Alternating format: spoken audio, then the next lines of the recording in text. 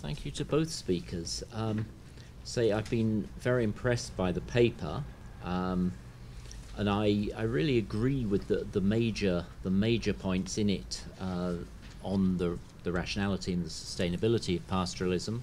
And say other things being equal, which of course they never are. The fact that in the Horn of Africa, pastoral resilience is being eroded by outside pressures, that some of those outside pressures stem from deep and deeply erroneous worldviews about pastoralism held by governments and, to a lesser extent these days, by donors. And I also agree with the major recommendations of the paper, and I very much support a lot of the comments Jeremy made. I'd like to focus maybe on some slightly more either deeper or more tangential issues. I'm not quite sure which. First of all, I was impressed in the paper by the way the fluidity of customer institutions is expressed. And this may have come out slightly less in Sarah's presentation because of the demands of brevity, but I liked the mention of rules, behavioural norms and principles. That's on page 8 of the paper, or somewhere else, customary rules and norms of reciprocity. And I think it's always important to say that there are rules, but there are also other sorts of things and processes going on. I think there's a strong tendency in development writing on pastoralists, or two tendencies. One is to assume that there is a body of rules, and that in principle those rules can be transcribed and examined, rather than looking at pastoral politics and pastoral negotiation as being based on principles which are often tacit and which are expressed in very situation-dependent ways. The linked tendency as development workers and development researchers, I think, is to focus on nouns rather than verbs. We go into a pastoral system, and we pick up on these words for council, for assembly, for right, for rule, and we don't really look at some of the verbs they're using on to confer, to negotiate, to allow, to grant. We also, I think, don't always recognise that so-called traditional systems are already fairly hybrid, because traditional actors are bringing their own resources in various different fields to them. They're people with different degrees of wealth, different degrees of connection, and also that they're people with different degrees of skill. There's a lot of skill in these traditional processes, and some people are a lot better at it than others. I've seen people, leaders in the Red Sea Hills, bring about consensuses that suited them because they were skillful operators. They could isolate people through processes of mockery. They were the people who always spoke very quietly, because when someone speaks quietly, everybody else shuts up. People who didn't carry their own stick, because you'd get that dramatic pause by gathering your friend's stick and then drawing in the sand with it. So a lot of skill, but also a lot of bringing in resources external to the political process. I think this paper goes a long way to acknowledging some of those issues. Maybe it doesn't quite live up to all the difficulties that the reality of political processes present for taking forward pastoral development and assistance to pastoral resource management, but certainly the emphasis on hybrid structures here is definitely a way forward. I think I'd also add, and to some extent it coincides with what Jeremy said about transaction costs, that we should think about something that Roy Benker said in 1994, that administrative effort, which is itself a limited resource and a limiting resource, should maybe be focused on the difficult cases, on the key resources, on the conflict areas, etc., and not on the cases where pastorists are already interacting harmoniously and we don't need to demarcate what's happening or draw lines through it. I'm also impressed by the way the paper links the two issues of natural resource management and peace, and the way it critiques outsiders who don't see that connection. I think when we look at pastoral development, we should remember that peace is not the absence of war. Peace is itself a positive state and a positive process that facilitates building livelihoods and facilitates managing natural resources to build a livelihood.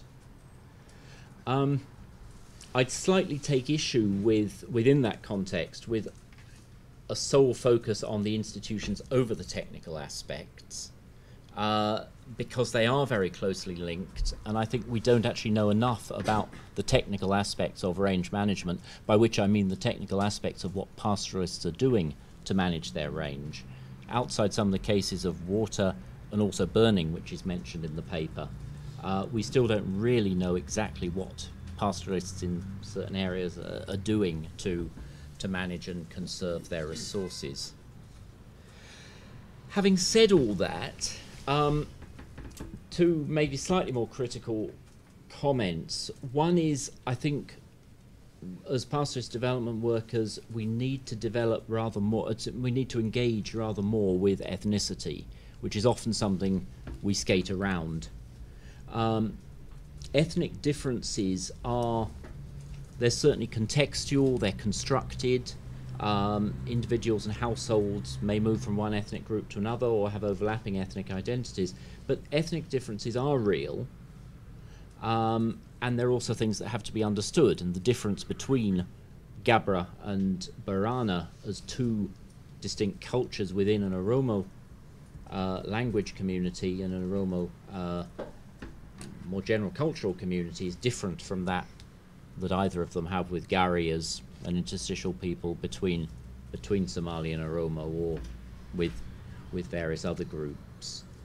And certainly the customary institutions are classically circumscribed by some understanding of what is the community, what is the ethnic group. They work within ethnic groups, and the piece of the Baran which is mentioned here is very much an example of that. It is specifically the piece of the Baran. And I remember Paul Baxter, who was a deeply sympathetic but also very learned observer of the Baran, saying very shockingly that Baran would shudder at the idea of raising their fists against fellow Baran, but cheerfully castrate Gabra babies. And that is not a view of someone stereotyping them from the outside. We need to look at the processes by which ethnic groups are maintained, by which some expand at the expense of others, adopt members of others, coalesce, divide, etc., which are always going to be situation specific.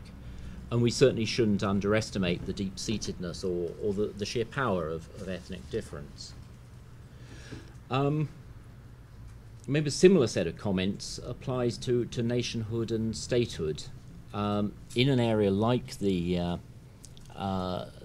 Kenya-Ethiopian borderland, it's obvious that national identities are very, very fluid, and there are many other cases in Africa where this pertains, in the Sahel, as Jeremy's mentioned, but also on the Egyptian-Sudan border, where people can pick and choose between nationalities. But states are still real.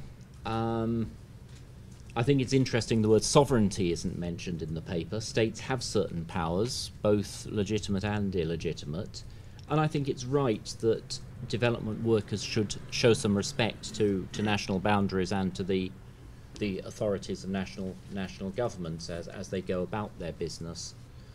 I think also we may not always do pastoralists a favour by overemphasising cross-border initiatives and cross-border actions. This is a point that Jonathan Davis made, I think, in discussions on Karamoja, that if we go too far to emphasise the possibilities of cross-border action, we may inadvertently label pastoralists as people whose loyalties are divided and whose participation in the national community is less than 100%. So those really are my comments. As I've said at the beginning, I very much agreed to the emphasis here on hybridity, as hybrid institutions as brokering formal and informal processes. I don't think what I said about the elusive nature of some of those informal processes contradicts that. We certainly need a more micro-level understanding of what pastoralists are actually doing when they manage their resources, which also links with how they're managing their interactions with each other.